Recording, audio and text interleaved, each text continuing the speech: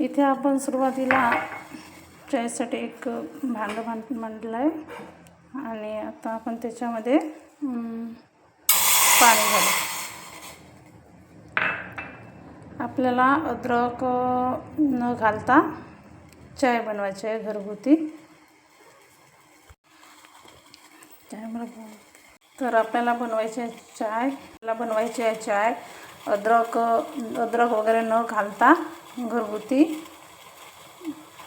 लिंबूची पाने आणि तुळशीचे पाने घालून आपल्याला बनवायची आहे काळी चाय.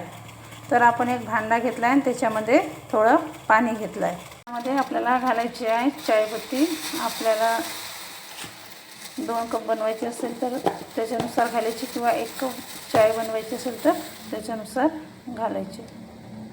याला छान उकळी आल्यानंतर आपण याच्यामध्ये आपल्याला ही निंबूची पाने 2 किंवा 3 घालायची आहेत आणि त्याच्यात ही तुळशीची पाने यांना मी धुवून घेतली आहे, टाकून घ्यायची. थोडंसं मीठ आणि याच्यामध्ये साखर घालायची. आपल्याला जेवढा चहा करायचा आहे, 1 कप करायचा असेल तर त्याच्यानुसार घालायची, 2 कप करायचं असेल तर त्याच्यानुसार घालायची. 5-7 मिनटे छान शिजू द्यायचा. चहाला छान उकळी आली आहे. आता आपण हा चहा आपला तयार झाला आहे.